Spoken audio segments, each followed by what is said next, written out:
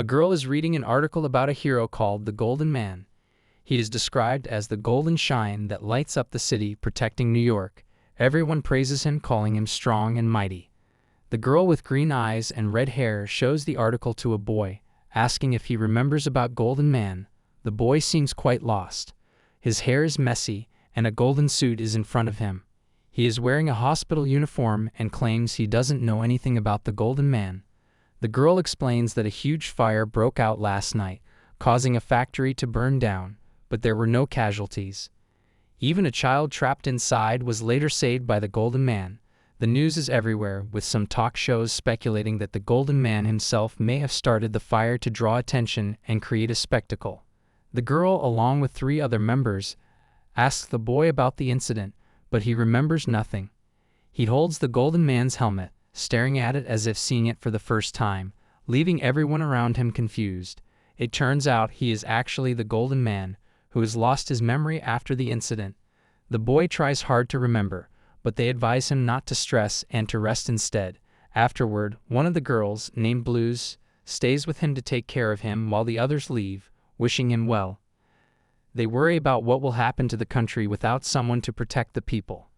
Blues introduces herself to him, saying she'll stay with him, and he asks her about the hero they were discussing earlier. She confirms he's asking about the Golden Man, and he responds affirmatively. She then tells him that since the incident last night, the Golden Man has disappeared. He notes that it's as if his memory has disappeared too, and she looks at him in surprise. Then she asks about his injuries and if he's in pain, but he assures her he's fine. She suggests they go out to share the day together, and they both get ready to leave. As they descend from a large building, the boy seems amazed, as if seeing everything for the first time. He comments on the convenience of using a lift to descend such a tall building. She tells him that this is the Golden Man's secret base, and he asks if she works there. She explains that they are a team, supporting the Golden Man together. She introduces the rest of the team members. Blues is a mechanic, Ewok is a trainer, Reach is a secretary, and the professor, whose real name is unknown, is their commander. He thanks Blues for taking care of him, and then asks what's outside the base. She tells him that outside is the beautiful New York City which the Golden Man protects. He mentions that the base looks like an ordinary building, and then they take a tour around the city. She shows him various places, and he interacts with different people, even playing with small children. They visit a store, and the owner tells Blues it's rare to see her with a guy, making her blush. She asks the boy to wait there for a moment and leaves briefly. Meanwhile, he and the shop owner chat, and the owner comments that she is a bit strange but never boring. He must be anxious without memories, the boy thinks, noting how Blues is trying to support and entertain him, which impresses him. When she returns, they both get ice cream, and he comments that the city is lovely. She agrees, saying she loves the city as well. He expresses gratitude for her company and asks if she's worried about her own work. She assures him not to worry, her only job is to support the Golden Man. Then he asks if, since there's a hero, there must also be bad guys. She confirms, explaining that there are indeed villains like monsters, superhumans, and perverts. He deduces that if the Golden Man is absent, the villains might emerge. She agrees, saying that's the problem. The whole city is in danger, but no one knows that the Golden Man has disappeared. She expresses hope that the Golden Man and the boy's memory will both return soon, but then falls silent, realizing she shouldn't have said so much. After finishing the ice cream, he asks if he can have another one, but she warns him about upsetting his stomach. He jests about having one more, then another, and a third one for good measure. Meanwhile, she frets that indulging in too much ice cream might just be asking for trouble. Just then, a few children pass by, and he buys them ice cream, making them all happy. Blues thinks about how kind he is and starts laughing, realizing she'll be the one paying for all the ice creams. Suddenly, a signboard falls from above, but the boy quickly saves her. Looking up, she sees a villain, and the boy asks what they should do now that a villain has appeared. She asserts going back to the base to handle something important. As they head back, he hands her the ice cream, saying he saved it for her when it almost fell.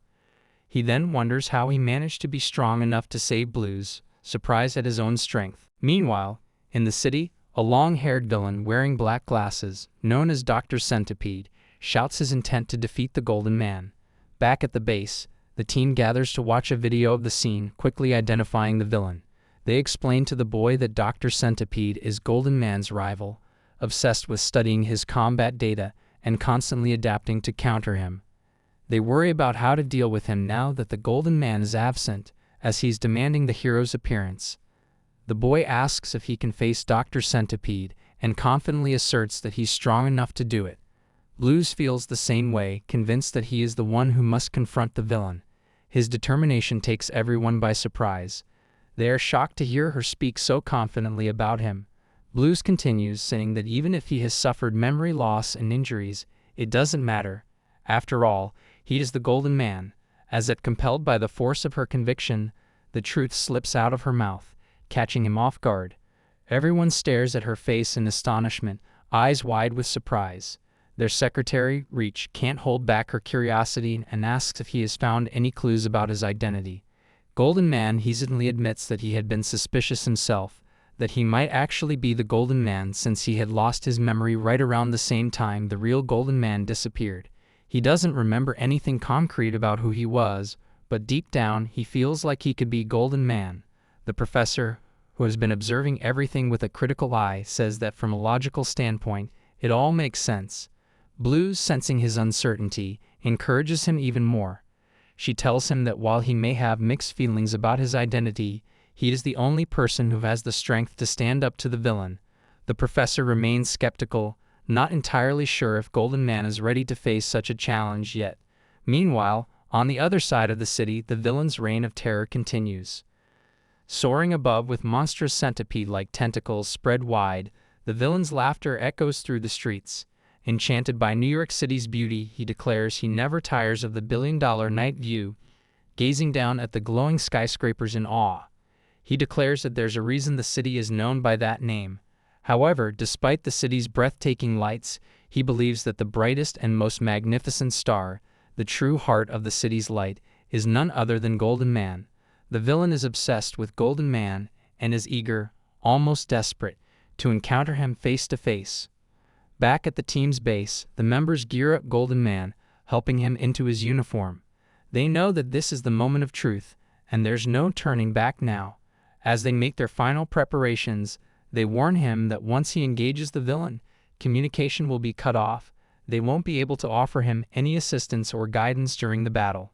With all preparations complete, Golden Man takes a deep breath and heads out. After what seems like an eternity, he reaches the designated spot and comes face to face with the cruel villain. The baddie brings up Manor Mode, a fancy setting that promises to keep the destruction in check and the city in one piece during the showdown. The air crackles with tension as Golden Man confronts Dr. Centipede, calling him out for causing mayhem in the city and putting lives in danger. To which the villain responds with a sinister smirk, saying, "Oops, my bad. Sorry about it." His tone shifts to one of mockery as he notes Golden Man's unusual talkativeness, contrasting it with his usual silence. With a sarcastic edge, he adds that he finds the change pleasant, even going so far as to express twisted affection. His smile turns more sinister as he suggests they start their battle. He warns Golden Man that he plans to use his centipede-like arms to hang him until he's dead, stating that his obsession with Golden Man is the reason why he must kill him. His monstrous smile widens, showing his sharp teeth, and their duel begins. The team watches from the safety of the base, their faces tense with anticipation. Reach, anxious, asks if they believe Golden Man has a chance of winning. She points out that the doctor is incredibly strong. The professor nods in agreement, acknowledging the doctor's strength, but he seems puzzled, wondering what gives the doctor such power. Reach explains that she has studied Golden Man's data extensively, hinting that the doctor might know more than they realize. Dr. Centipede launches the fight with unexpected ferocity, charging at Golden Man and shoving him back with immense force. He taunts him, boasting about knowing everything and commanding him to retreat. Undeterred, Golden Man steps forward and lands a powerful punch squarely on the doctor's face. The team back at the base gasps, shocked by his bold move, and then cheers with excitement. This is the moment they've been waiting for, the true beginning of the battle. Golden Man realizes that losing his memory might have been a blessing in disguise. He no longer feels constrained by what he used to be, and the letter that the doctor stole from him hasn't given the doctor the upper hand he hoped for. The doctor, meanwhile, grows frustrated, wondering why the data he acquired isn't giving him any advantage. He begins to doubt himself, sensing that defeat might be inevitable. Desperate, he launches another attack on Golden Man, who nimbly climbs to the top of a tall building. The doctor, determined to catch him, stretches out his long centipede-like arms, grabbing at him wildly. The force of his assault shatters countless windows, sending glass cascading down to the streets below. Golden Man calls out to him, warning him to stop causing damage to the buildings, but the doctor coldly retorts that as long as no human lives are lost, it doesn't matter, adding that his patrons will handle any repairs. Golden Man hesitates, confused, wondering who these patrons are and whether the doctor is referring to his own team. The battle takes them into the interior of a building, where the doctor starts to hurl chairs, desks, and furniture at Golden Man in a frenzy. He does his best to minimize the damage, catching and throwing objects back at the doctor with impressive precision. The doctor pauses, realizing that Golden Man's fighting style has shifted. It's no longer sophisticated or technical, but raw and instinctual, almost primitive. He realizes that the data he had relied on is now useless, and doubt begins to creep into his mind. Could this really be the Golden Man? The moment of hesitation costs him dearly. With a fierce burst of energy, Golden Man strikes with full force, knocking the doctor to the ground. The impact leaves the doctor stunned, bewildered by Golden Man's sudden surge of strength. He can't comprehend where this newfound power is coming from, wondering how Golden Man could have surpassed every limitation he knew. The doctor, visibly shaken, warns Golden Man that he will now unleash his full power, holding nothing back. Determined, he rises to his feet, preparing for a final, all-out assault. He moves with incredible speed, all of his numerous legs propelling him forward as he prepares to engage Golden Man in a decisive clash, his many limbs creating a blur of motion. He has millions of legs, each poised for the attack. Dr. Centipede makes a desperate attempt to seize Golden Man with all his many legs, striving to immobilize and overpower him. However, he reacts with remarkable strength and precision, shattering each of the doctor's limbs one by one, his movements fluid and unwavering. With a final forceful punch, Golden Man sends the doctor hurtling backward. The doctor crashes to the ground, defeated and immobile, his once powerful legs now shattered and useless. Lying there, his breath ragged, he admits his loss. In a moment of unexpected humility, the doctor praises Golden Man, acknowledging that he has truly witnessed the brilliance of New York's golden light. He declares that he has no regrets, even in defeat. As his strength fades, the doctor begins to slip out of a nearby shattered window, but before he falls to certain death, Golden Man swiftly grabs his hand, preventing the plunge. The team, watching everything unfold from the safety of their base, is stunned by Golden Man's unexpected compassion. They are astounded not only by his victory but also by his refusal to let the doctor die despite all the harm he had caused. The doctor, shocked and confused, demands to know why Golden Man would save him after everything he has done. Golden Man's answer is simple and sincere. He doesn't want the doctor to die, regardless of his past actions. This response only infuriates the enemy further. He accuses Golden Man of taking away his light and dignity, arguing that his actions are not easily forgivable. With a tone of bitterness, he recounts his own misdeeds, how he had laid traps, manipulated situations to put Golden Man at a disadvantage, and even endangered civilians to secure a victory. The doctor admits that he took hostages, all in a desperate bid to defeat Golden Man, but despite all these villainous acts, Golden Man chose to save him. The irony is not lost on the doctor, and a mixture of shame and anger clouds his face. The doctor insists that he will never allow Golden Man to forget his past crimes, believing he must be held accountable for them. Golden Man, however, calmly reveals that he has forgotten everything, including the doctor's wrongdoings, and has chosen to forgive him. This declaration shocks the doctor even more. Golden Man explains that even if he had remembered everything, he would have acted the same way. He still would have saved him. The doctor's rage subsides for a moment as this realization sinks in, and a flicker of something like remorse passes over his face. As they hang suspended from the building, their conversation continues, the doctor caught between gratitude and lingering resentment, while the crowd below watches in awe.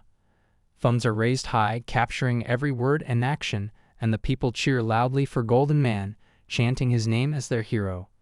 The moment ends when Golden Man finally lets go of the doctor's hand.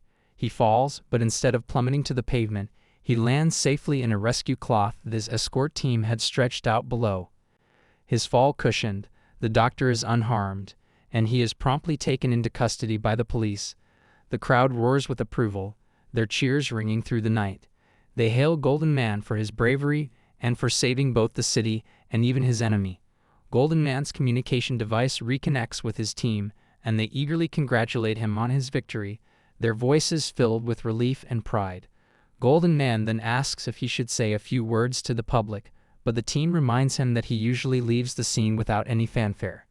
Smiling to himself, Golden Man gives the cheering crowd a final thumbs up, a simple but powerful gesture of gratitude and assurance, before he departs from the scene.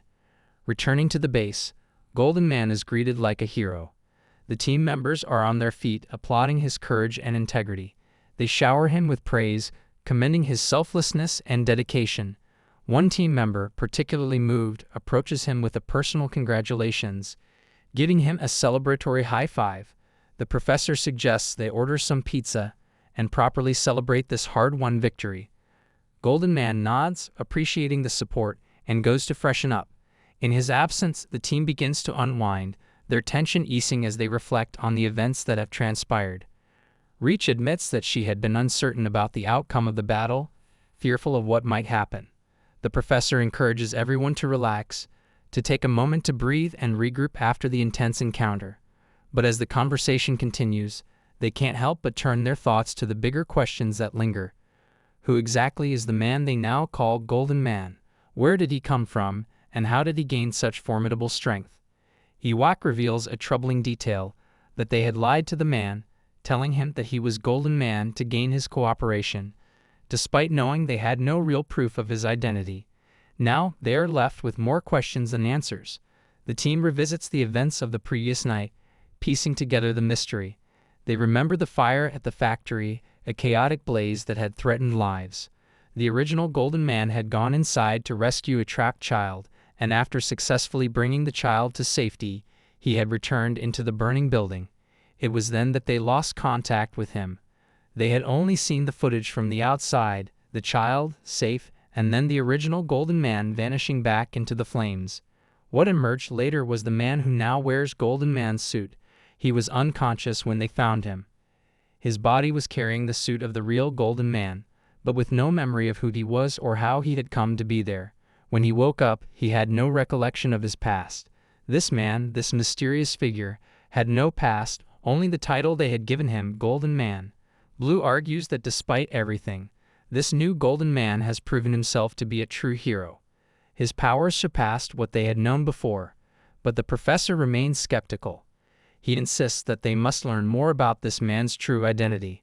There is the unsettling possibility that the real Golden Man did go back into the factory to face this stranger, and perhaps he was defeated. Could it be that the current Golden Man defeated him and took his suit? If that were true, then who is this man standing among them, and what are his true intentions? Is he truly a hero, or could he be a villain hiding in plain sight? Blue confesses that when she told him he was Golden Man, she had hoped it would inspire him to rise to the occasion, to believe that he was a hero, and act accordingly. She had wanted him to see himself as someone who could be trusted and depended upon. The professor acknowledges that for now, they have no other choice but to rely on him to protect the city. Simultaneously, they must continue their search for the real Golden Man, hoping to uncover the truth.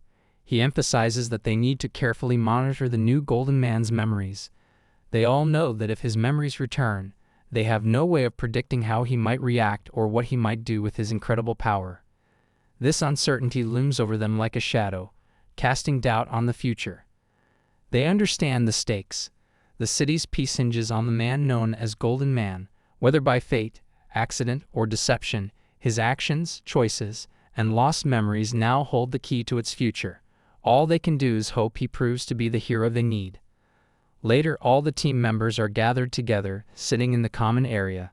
The Golden Man returns, looking refreshed after getting ready. As he walks in, the professor calls out to him by the name Morobashi. He pauses for a moment, startled, and asks if that is his real name. The professor calmly confirms that it is indeed his name. Moroboshi, although confused, acknowledges that even though he has lost his memory, the name somehow feels familiar, almost right. He admits that it's strange to have a name that resonates with him despite not remembering anything else. The professor inquires gently if it would be okay for them to continue addressing him as Moroboshi, considering he has no recollection of his past and doesn't remember any other name. Moroboshi assures them that it's fine and that he doesn't mind at all. Meanwhile, he begins exercising on the treadmill, running with a sense of determination. As he does, the professor privately reflects that Moroboshi is not his real name but chooses not to reveal that detail to him just yet. The professor then turns to the rest of the team. He informs them that this individual will be taking the place of Moroboshi-kun, who was tragically lost in the fire some time ago. He explains that this man, who they found that very night at the scene of the incident, seems to possess remarkable potential and will assume the responsibilities left behind by the former Moroboshi. As he is saying this, Moroboshi continues his intensive workout at Golden Man's gym. The professor, curious about his physical capabilities, asks the gym trainer how much weight Moroboshi is currently lifting. The trainer, visibly impressed, remarks that Moroboshi is lifting significantly more than Golden Man, their previous strongest member, ever did. The professor finds the idea fascinating but wisely decides to hold off on retrieving his forgotten memories. After all, there's a chance he could turn out to be the villain in this story, and that could lead to a fight. Blues expresses her concern, wondering how they could possibly go up against someone with such extraordinary power if it came down to that. The professor acknowledges her worries but insists that they need to investigate what happened that night, the night when Moroboshi was found, if they are to understand who he truly is. He assigns Reach to accompany Moroboshi, to guide him through Golden Man's entire routine and help him adjust to his new role. Reach agrees and approaches Moroboshi. He reassures her that although he has no memory of his past, he will not be a burden to any of them. He confidently asserts that he is the Golden Man, trusting his instincts as a hero and his deeply rooted sense of justice, even if his memories remain hazy. Reach, however, is skeptical, suspecting his conviction might be an act, but chooses to keep her doubts private. Curious about Moroboshi's character, Blues asks the professor for permission to tag along, which the professor readily grants, trusting her judgment.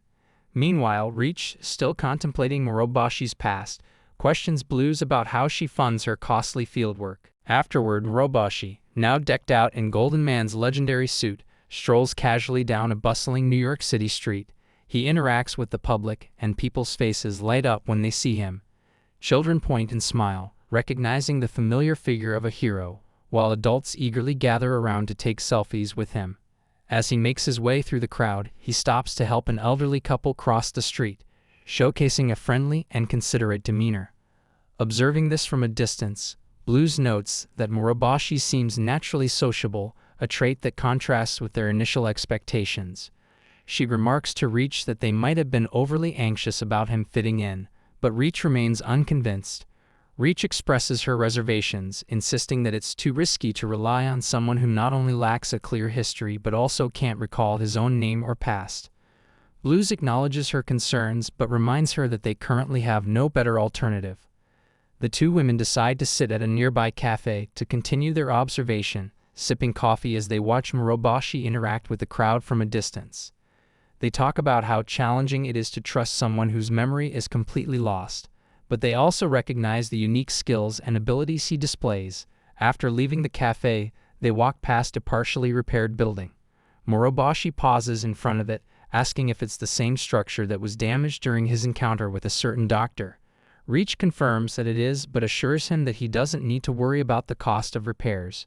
She explains that the professor oversees all financial aspects and that they are well prepared for any damage incurred during missions. She reveals that the professor is the head of the Taylor Foundation, one of the world's largest and most influential conglomerates with resources that are virtually limitless. The professor has invested heavily in the city's construction industry, equipping them with cutting-edge technology and a well-trained workforce, ensuring that property damage is never a problem. She encourages him to stay focused on his work and not to worry about such details. Reach's tone shifts to one of excitement as she reminds him that people's lives are irreplaceable. She exclaims that protecting the citizens of New York is their ultimate mission. That, she emphasizes, is the duty of Golden Man. Just then, she notices something unusual in the alley behind Moroboshi. A few boys seem to be caught up in a scuffle, and Moroboshi immediately rushes to intervene. With a dramatic flair, he makes a bold entrance, startling the troublemakers who quickly scatter. He manages to rescue a young boy caught in the altercation. Blues and Reach arrive at the scene and caution him. They remind him that while it's essential to confront those who commit wrongdoing, it's equally important to remember that they are still human beings. They emphasize that they should avoid causing serious harm or inflicting injuries. Moroboshi listens and nods. He explains that he only intended to warn them and that his actions were meant for dramatic effect, not violence. Reach, unconvinced by his explanation, tells him she cannot trust such vague motivations. She stresses the importance of being gentle and exercising restraint, especially given his strength. To test him further, they send him to another scene where a young woman is being harassed. Moroboshi arrives in time to intervene, scaring off the assailant without engaging in physical confrontation. Reach and Blues watch from a distance, noting that Moroboshi's interactions with the public are drastically different from how he behaves around the team. They discuss his peculiar behavior, with Reach expressing her doubts. She tells Blues that a hero who has no memory of his past and whose trustworthiness remains questionable can only be expected to perform within certain limits. She worries that his mysterious past and uncertain motivations could make him a liability in the long run. Blues listens but maintains a cautious optimism, recognizing that, despite the uncertainties, they might not have another choice at the moment. Professor and Reach meet in a cafe and discuss the Golden Man. Reach asks the professor if he knows anything new about the Golden Man. The professor replies that he still does not have any information since the investigation just started today. As he drinks his tea, he asks Reach about Moroboshi's behavior. She mentions that he is quite charming and does excellent work, but she worries because he has an overwhelming amount of power. In a concerned tone, she asks the professor what he thinks about Moroboshi becoming a hero. The professor, putting down his teacup, says that there isn't really any other choice. Reach feels frustrated and disappointed by his response, noting that it is always the same answer, and she isn't sure how many times she can bear to hear it. Meanwhile, Blues admires Moroboshi's efforts, admitting that watching him work makes her happy. He thanks her, remarking that Reach typically scolds him instead. Observing the city's calm, he questions whether the Golden Man is truly needed, given the lack of villains. Blues, annoyed, counters that even occasional threats are too dangerous for the police alone, making heroes essential. Moroboshi reflects that while losing his memory was unsettling, finding purpose afterward was even more daunting. Grateful to have been chosen as a hero, he notes how hard it is for people to act on change. Despite talking about it often, his perspective surprises Blues, who suggests a stroll to clear their minds. Her light-hearted comment makes him laugh, and she smiles, appreciating their growing friendship. Golden Man, now in his costume, goes out into the city, helping people with various tasks. He receives plenty of praise as he lifts heavy objects and aids those in need. Children greet him enthusiastically as he passes by. One child even asks if he will come to help with a baseball game that evening, and he agrees with a smile. Suddenly, Reach receives an alert that a villain has entered the city.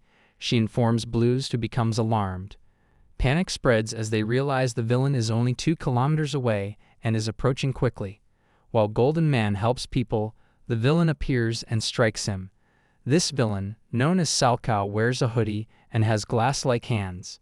Reach identifies him immediately, recognizing Salchow as a strong villain who can create ice and move at high speeds by skating on the ice he forms. This explains how he arrives so quickly. An evacuation order is given, urging everyone to leave the building. Salchow confronts Golden Man and taunts him, suggesting he turn the area into his personal ice cream parlor, saying the only obstacle is Golden Man. Accepting the challenge, Golden Man casually responds that they should wrap things up quickly since he has a baseball game to attend afterward. This overconfidence seems to annoy Salchow, who accepts the challenge with a fierce smile. Blues and Reach observe the confrontation from a distance, their anxiety evident. They instruct everyone to clear the area and urge Moroboshi to take charge. Golden Man, understanding the gravity of the situation, prepares to face Salchow.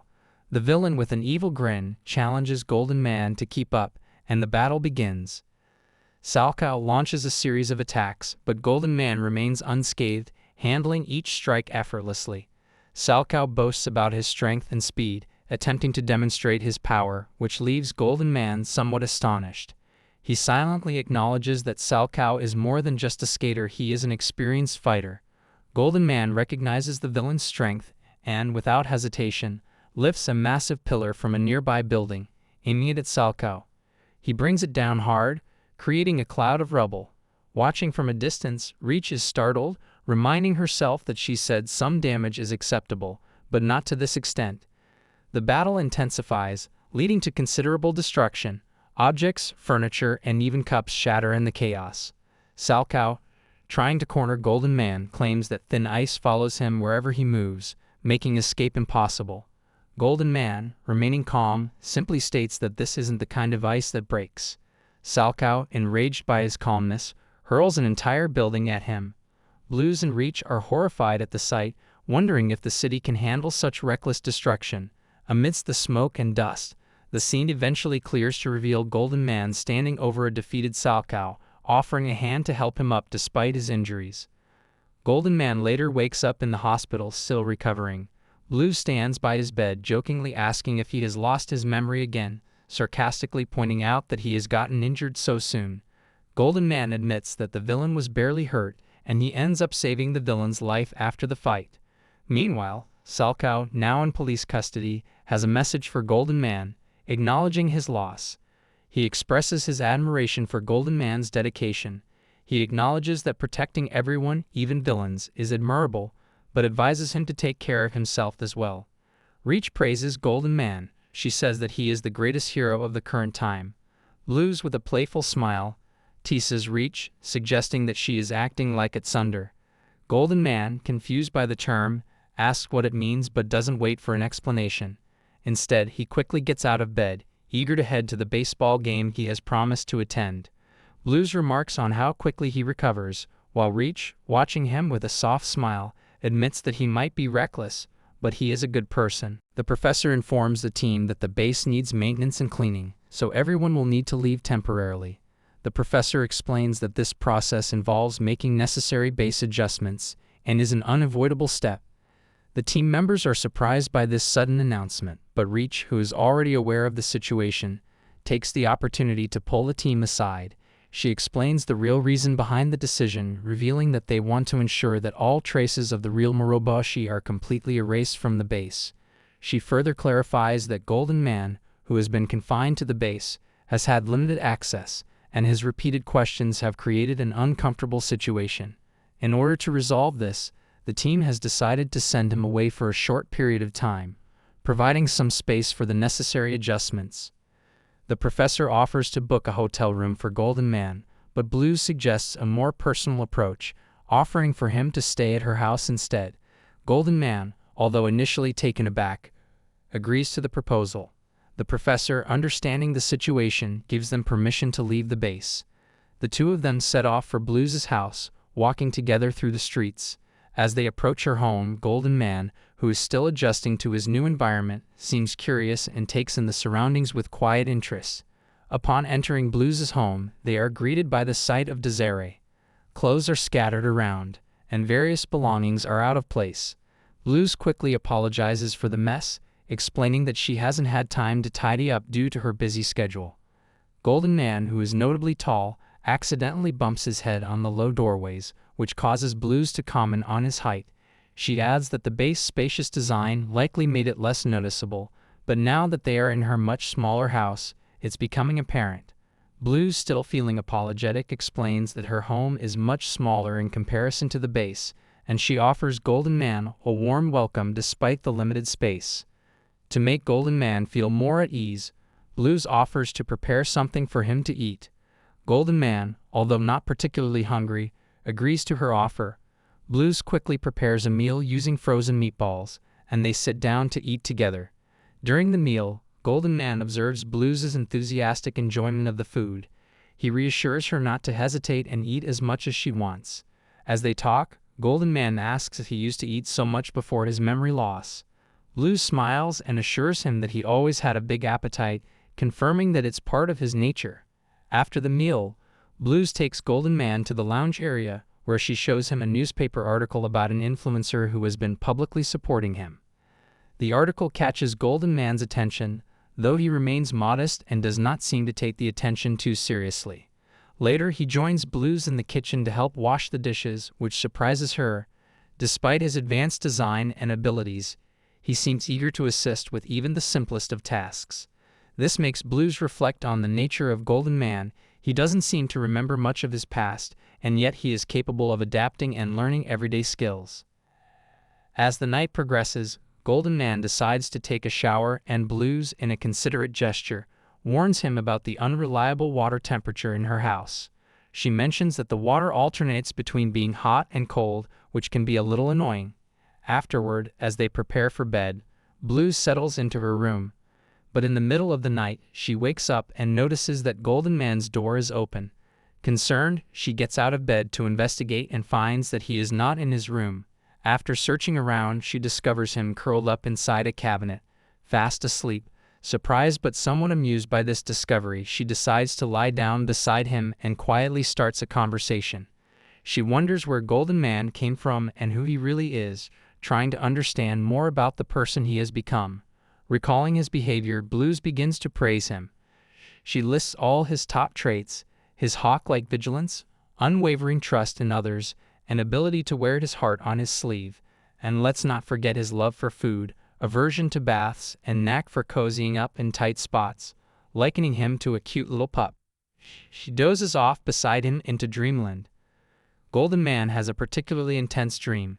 In this dream, he stood all by himself in a desolate, dim location. Despite calling out for Blues, she was nowhere to be found. Instead, he found himself encircled by enigmatic, shadowy figures. These beings had pitch-black bodies and wore caps on their heads, adding to their mysterious aura. Golden Man is confused and asks the figures who they are and what they are doing there, but before they can respond, he suddenly wakes up, disoriented by the strange dream. Not long after, Blues receives a call from Reach, who informs her of an urgent crisis. A pharmaceutical company's experimental bioweapon, a plant-based entity known as Burrow 47, is out of control. The weapon, created by genetically modifying a guaiacum tree, is massive, heat-resistant, and incredibly durable due to its reinforced bark. It poses a serious threat and causing destruction in the area, making it a formidable opponent. The situation is dire, and immediate action is required.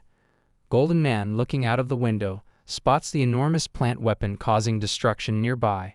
Without hesitation, he tells Blues that he'll return soon so they can finish their meal together.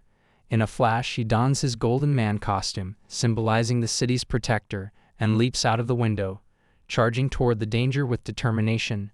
His enthusiasm and bravery are clear as he confronts the massive plant weapon head-on.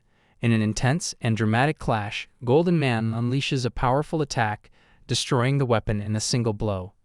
Back at the base, the professor and the team observe the battle remotely.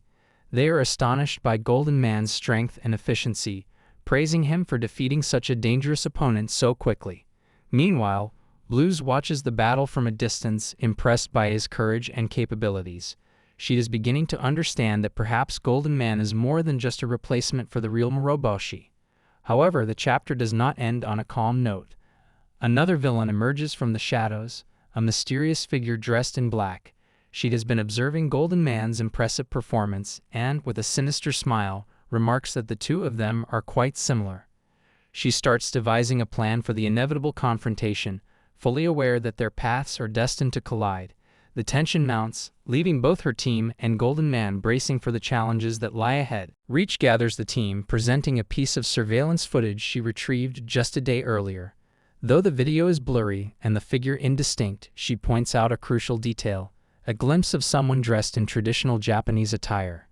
This mysterious figure, she points out, was carrying a jet-propelled weapon. The professor, upon hearing this, becomes visibly concerned and states that it can only mean one thing: the strongest villain they know of has come to New York. The team falls silent, aware of the magnitude of this threat. Meanwhile, Moroboshi is making his way back after a challenging battle. As he walks, his thoughts drift to a peculiar dream he had the previous night. In the dream, he saw a man, and it slowly dawned on him that this man was actually himself before he lost his memory. The realization triggers a wave of uncertainty. He wonders what kind of person he used to be before his memory was erased. Was he a hero back then? If so, was he a good one, or did he make questionable decisions? He can't shake the feeling that he might not have been someone others admired, and that's why his current team never discusses his past. Perhaps they know things about him that they think he'd rather not hear, or maybe they simply don't trust him enough to bring up his old habits. As he continues walking, lost in contemplation, he accidentally bumps into a young woman who is concentrating on a New York walking guide. She appears confused and anxious, so he asks if she needs help. She explains that she is trying to find a specific place, but can't recall the directions, which makes her uneasy. Seeing her distress, Moroboshi offers his assistance, telling her that he has been studying New York streets over the past few days, and might be able to guide her. She smiles, relieved, and hands him a slip of paper with an address, mentioning that it leads to a restaurant she is eager to visit. Moroboshi examines the address and admits that he doesn't know exactly where it is, which prompts her to laugh at his candidness. Determined not to let her down, Moroboshi takes out his phone and calls Blues, hoping for guidance. Blues promptly responds, not only giving him precise directions to the restaurant but also sharing details about its unique offerings and atmosphere. Armed with this new information, Moroboshi reassures the girl that he'll take her there, and they set off together. After a short walk, they arrive at the restaurant, and they decide to stay for a meal. As they settle in and order burgers, the girl visibly brightens, expressing her excitement about finally having a decent meal after a long and tiring journey. Moroboshi, intrigued by her enthusiasm, asks if she enjoys traveling. She responds enthusiastically, revealing that she loves to explore and often travels through Asia and Europe. She shares her fascination with New York, calling it the City of Freedom. It's a city unlike any other she has visited, she says, with its diversity, energy, and iconic sites making it her favorite destination. Curious about her perception of the city, Moroboshi suggests that she might not fully understand what makes New York unique. In response, the girl provides a surprisingly in-depth explanation, contrasting New York with other major cities around the world. She notes that many cities maintain public order with the help of military forces, which impose a range of restrictions on citizens' movements and behavior. This makes those cities feel less free. New York, however, is different. Instead of relying on military intervention, it is safeguarded by a hero known as the Golden Man. This unique system has allowed New York to avoid many of the limitations that other cities have, which is why it's known as the City of Freedom. Her passion for the city's openness is clear. Her words trigger a memory in Moroboshi. He recalls a conversation with the professor, who once said that without someone like the Golden Man to protect New York, the city would face unimaginable dangers. The girl's thoughts seem to echo these sentiments, as she expresses her regret about the current state of the world.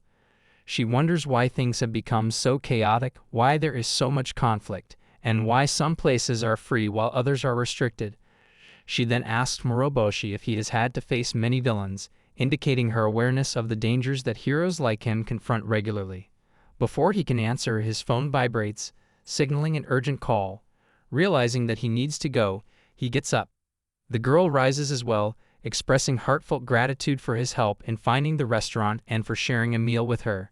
Moroboshi modestly responds that it was no big deal, downplaying his role. The girl teases him, saying that his humility is almost disappointing, and Moroboshi awkwardly admits that he carries a persistent sense of unease about himself.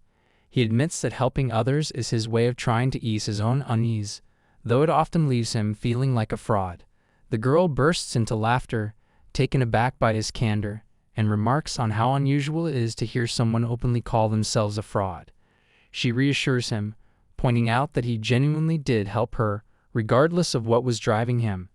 She shares a piece of wisdom, saying that even if someone does a good deed with mixed motives, it's still a positive act. The intention, she says, doesn't always diminish the value of the action. Moroboshi listens carefully, taking in her perspective. The girl then shakes his hand, thanking him once more before parting ways. As he watches her leave, he can't help but reflect on her words and the insight they offered him. After she departs, the girl takes a moment to herself, sipping from a drink she ordered. She thinks back to something from her past, wishing things had unfolded differently. Her thoughts hint at regret over a death that changed everything.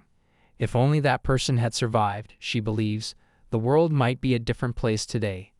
Meanwhile, a group of local boys approach her, noticing that she is alone. They call her Ni-chan and start teasing her, urging her to join them for lunch, and sarcastically implying that her date has abandoned her. She feels irritated and silently hopes that Moroboshi would turn around and rescue her from the situation, but she maintains her composure.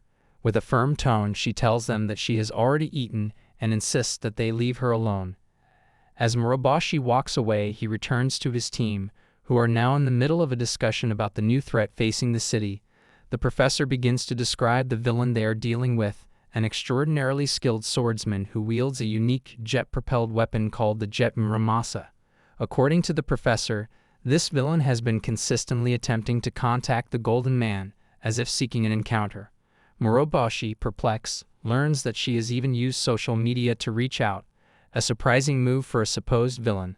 Startled, he asks how someone so dangerous can engage with social platforms, but his question is met with somber looks from his teammates. Feeling responsible, he wonders if he has somehow drawn the villain to the city, but the professor assures him that it's not his fault. Iwak, another member of the team, chimes in, revealing that the villain has a history of visiting New York frequently, almost like a tourist. Although she usually doesn't cause any trouble, there have been occasional incidents where her actions have been destructive. One memorable example was when she destroyed an entire neighborhood simply because a drink she ordered wasn't to her liking. Moroboshi recalls reading about this incident in a guidebook, realizing that it took place in the same area where a meteorite had struck the year before. The professor confirms that this was indeed the case, linking the events to the same notorious villain. Meanwhile, back at the restaurant, the girl fends off the group of boys with surprising ease. She brandishes a small weapon, clearly skilled, and scares them away before turning her attention to a nearby poster. It features an image of the Golden Man, and she stares at it thoughtfully, contemplating where she might find him. Her mind is clearly set on meeting the elusive hero. At that very moment, the villain they have been discussing finally makes her move, arriving in the heart of the city. The professor quickly alerts Moroboshi to the villain's presence. Without hesitation, Moroboshi suits up, donning his Golden Man costume. Fully aware of the gravity of the situation, he prepares himself for the confrontation, knowing that this is no ordinary adversary. The villain he must face is known as the Oiran Trooper, a legendary and dangerous swordswoman with a fearsome reputation. Moroboshi steels himself for the challenge, preparing for the inevitable clash between them. The professor starts explaining to the team that the villain they are about to encounter is widely regarded as the strongest. He emphasizes the danger by mentioning that the villain has mastered a devastating sword technique known as the one-hit kill, which is capable of slicing through space itself. This makes the threat far greater than any they've faced before. Golden Man, concerned about the potential for a confrontation, states that they should do everything possible to avoid combat. He inquires if there's any way to ensure this. Professor answers that the villain is like a force of nature, an unstoppable calamity that destroys everything in her path. However, he adds that if they avoid contradicting her or opposing her desires, there's a chance that she might refrain from fighting. Nevertheless, he advises them that if a situation arises where opposition is unavoidable or if combat breaks out, they must prioritize their safety and flee, even if it means leaving the city. Value your life, he warns solemnly, making it clear that underestimating this enemy could be fatal. Turning to the other team members, the professor mentions Moroboshi's current situation. He points out that Moroboshi is still operating as a hero without fully understanding who he is himself. Up to this point, Moroboshi has faced numerous adversaries, but none of them compare to the level of the Oiran Trooper. According to the professor, this villain is on a completely different scale. He stresses that they should inform Moroboshi of the severe risk he faces before it's too late. Iwak agrees wholeheartedly, acknowledging the importance of preparing for the worst. Reach, another team member, updates the professor by reporting that all city residents have been safely evacuated to underground shelters. She notes that they've alerted everyone to the potential threat, following the principle that it's better to be overly cautious than to face regret later. Meanwhile, Golden Man, now dressed in his heroic costume, enters the city determined to meet the villain face to face. He soon spots her approaching. Standing his ground, he introduces himself proudly as the Golden Man, the hero of New York. In response, the villain smiles and greets him with surprising friendliness. She pulls out her mobile phone and comments on how nice it is to see Golden Man in New York at night, hinting that the encounter is almost surreal to her. She takes a photo of him, mentioning with amusement that she should upload it to Instagram. At the same time, back at the base, the professor and the rest of the team are anxiously observing the interaction. They hope that Golden Man will only engage in conversation with the villain and then leave peacefully, avoiding any unnecessary conflict. The villain continues to converse with Golden Man, asking which photo filter she should use to take his picture. She seems casual and calm, giving no sign of hostility. Then abruptly she changes the subject, saying she'll make a video later because she has some business to attend to first. Golden Man, sensing the gravity of her words, asks what sort of business she means, causing a wave of anxiety to sweep over the team at the base. They realize the danger is escalating. The villain reveals that she has a list of people she intends to kill. To Golden Man's surprise, she is the same girl he had encountered earlier when Moroboshi had stopped for directions and shared a burger with her. The villain proceeds to tell Golden Man a series of grievances. She describes how, after her lunch, some people harassed her, showing clear frustration.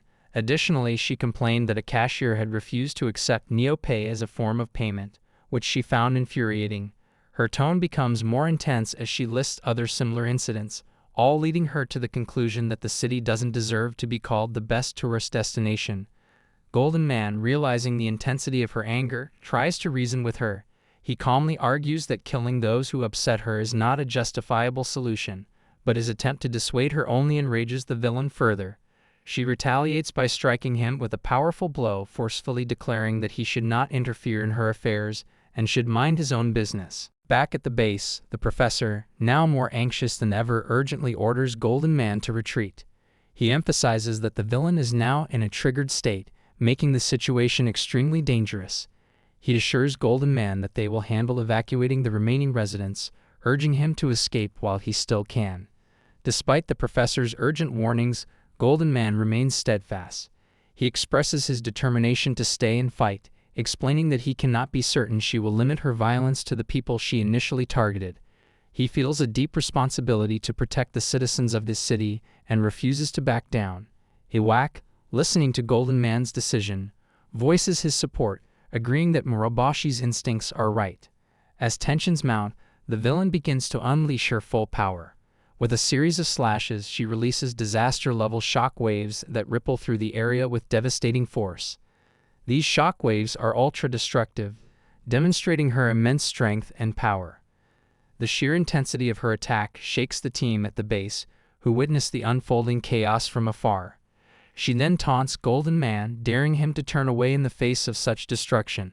Blues, another member of the team, remarks that, after witnessing such overwhelming power, Golden Man should focus on saving himself and flee. However, he remains undeterred, firmly resolved to fight despite the enormous risk. He recognizes that the villain's sword technique is formidable, particularly at mid to long range, where she dominates the battlefield. To counter her advantage, he decides he must close the distance and engage her in close combat. Golden Man charges at the villain, attempting to get in close enough to land a decisive blow. Yet her skill and agility are unmatched.